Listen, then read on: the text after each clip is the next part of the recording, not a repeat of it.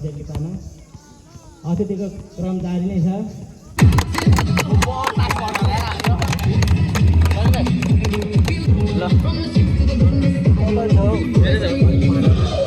के स्ट्याटहरू ट्यालीहरू सबैले हेरिसकेको पनि होला होइन। त्यसलाई अझै बेटरमेन्ट गर्ने प्रयास गर्नुपर्छ हामीले यो साल होइन। अझै सुरुवाती टाइममै हामीले टुर्नामेन्ट पाएको छ।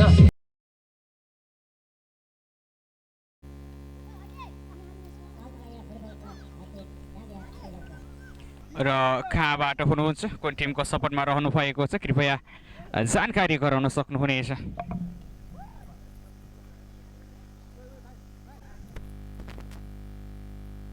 मैले वाचन गरिसकेको छु र यो विशाल ब्लूसँगै आजको खेल सुचारु भइसकेको छ।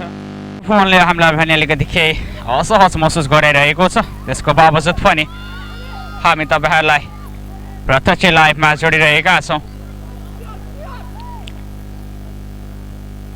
Hello sound check. यो अवसरको खोजीमा छ डाँगीहाट। यो प्रहारलाई विफल पार्दै jersey number 5 Sohan Shrestha, jersey number 19बाट यो पास थालथलैया टिम कप्तान छन् त्यहाँ बलमा। अब भने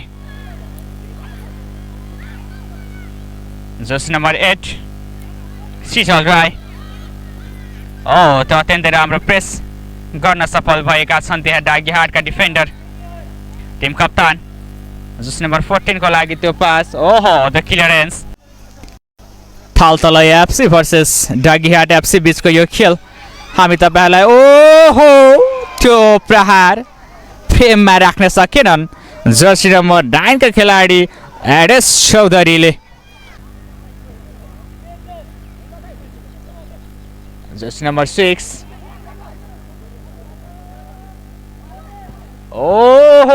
अनलक्की साबित।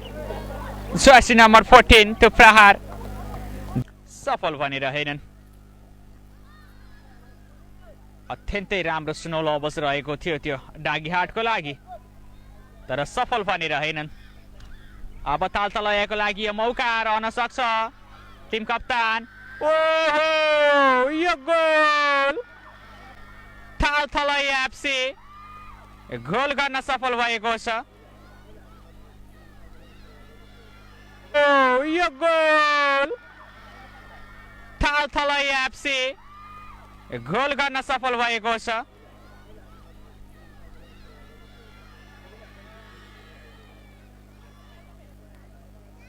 यो सुरुवाती चरणमा 1-0 को अग्रता कायम गर्न सफल भएको छ थालतलैया।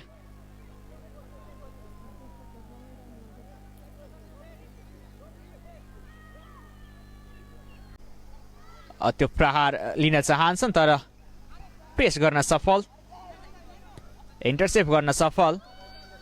अवसर छ टिम कप्तान। यो ट्यापिङ प्रहार यो गोलमा परिणत भइसकेको छ।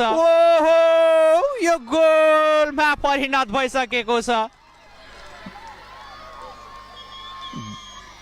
2-0 को अग्रता लिन सफल।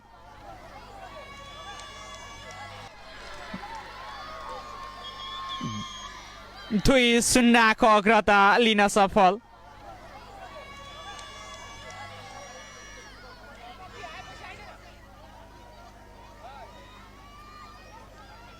त्यो इजी गोल, त्यो ट्यापिङ गोल र अतिरिक्त 2 मिनेटको समय थप गरिएको छ यहाँ।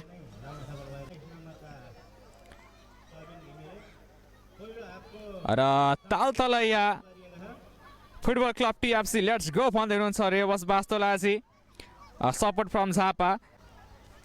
र फर्स्ट हाफको समयमा तालतलैया एफसी का टिम कप्तान सबिन घिमिरेले 2 गोल गर्दै आफ्नो टिमलाई अग्रता दिलाइरहेका छन्।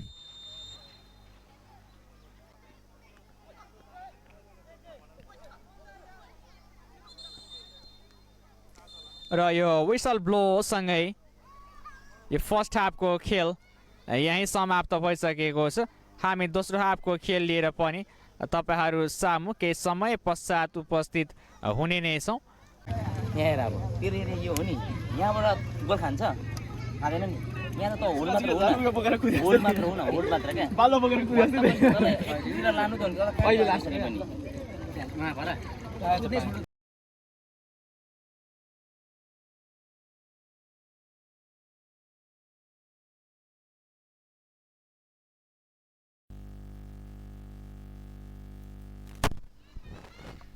अवसर रहन सक्छ यो फ्री किकको मौका यो डेन्जर जोनमा र 3 मेन वाल सेटअप राखिदिएका छन् गोलरक्षकले त्यो इनसाइड द बक्स डेलिभरी ओ त अत्यन्तै राम्रो अवसर थियो अब पनि डागीहाट बलमा टिम कप्तान मौका बनाउन चाहन्छन् त्यहाँ दुवै टोली प्रतिस्पर्धात्मक खेल भए तापनि फर्स्ट हाफमा नै तालतलय एफसीले 1-0 माफ गर्नुहोला 2-0 अग्रता कायम गर्न सफल भइसकेको छ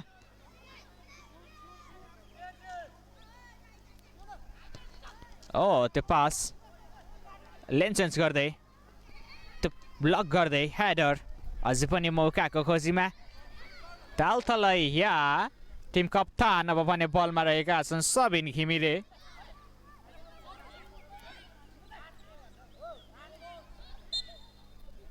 तालतलया फुटबल क्लब भन्दै हुनुहुन्छ रेबस बस्तोला पनि सपोर्ट फ्रम झापा भनेर हामीसँग छोडिराख्नु भएको छ र अवसर बनाउन चाहन्छ अब भने यहाँ तालतलया अर्को अवसर ओहो त्यो प्रहार ओहो त्यहाँ डागीहाट जर्सी नम्बर 6 अरुण लिम्बू छन् ओहो अवसर अझै पनि त्यहाँ ओहो त्यो मिस रहन पुग्यो कमेन्टमा लेख्न नभुल्नुहोला अहिलेसम्मको नतिजालाई हेर्ने हो भने तालतलया 2-0 को अग्रता बनाउन सफल भएको छ ओहो नतिजा 3-0 ओहो यो अर्को गोल तालतलया एफसीबाट जर्सी नम्बर 14 का खेलाडी सुरज गिरीबाट यो गोल हुन सफल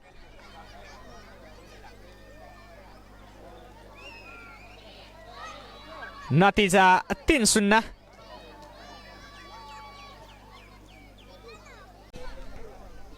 धेरै प्रहारहरू बाहिर रहन पुगिरहेको छ आज पोलभन्दा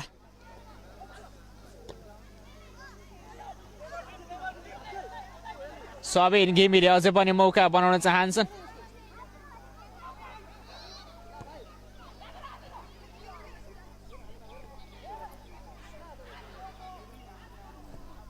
ओ त्यो बाटमा ठोकिन पुग्यो गोल गर्न सफल भएन यो पटक तालतलया अवसर थियो त्यहाँ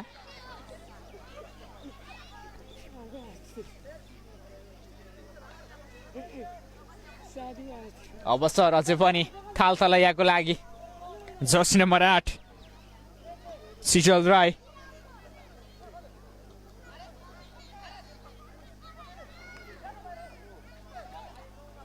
त्यो cross ball inside the box यो प्रहार र गोल गर्न सफल यहाँ तालतलया ब्याक टु ब्याक गोल अहिले भने जर्सी नम्बर 6 का खेलाडी पर्वत तामाङबाट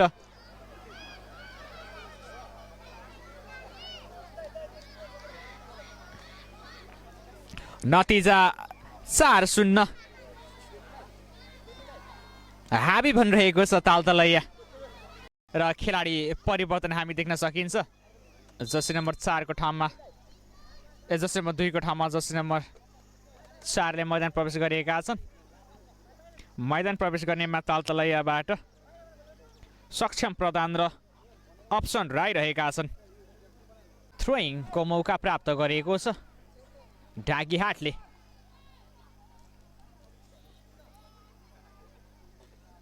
डागीहाट इनसाइड द बक्स ओहो यो गोल गर्न सफल यो पटक भने जर्सी नम्बर 14 का खेलाडी सबिन राई अग्रतालाई छुट्याउन सफल भए यहाँ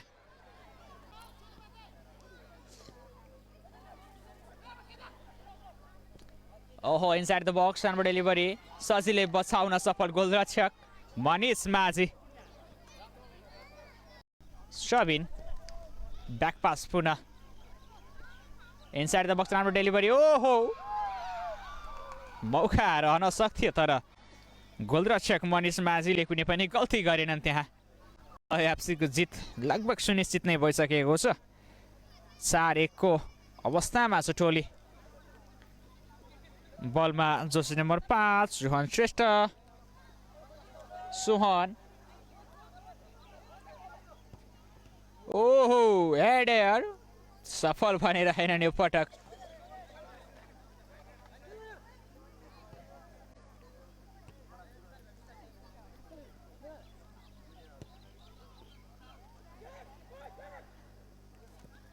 जेनिलबाट त अत्यन्तै राम्रो पास सबिन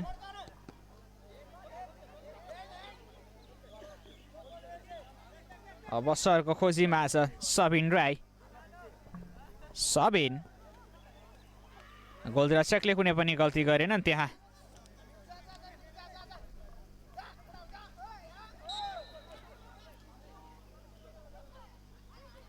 त्यो फल कमिटमेन्ट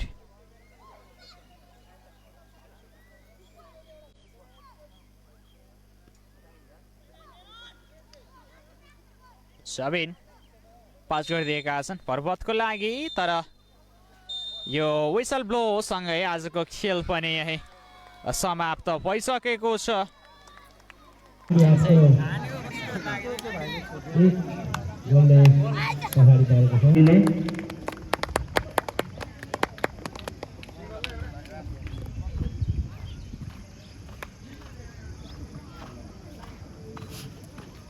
ल प्रथम हामीले खेल्न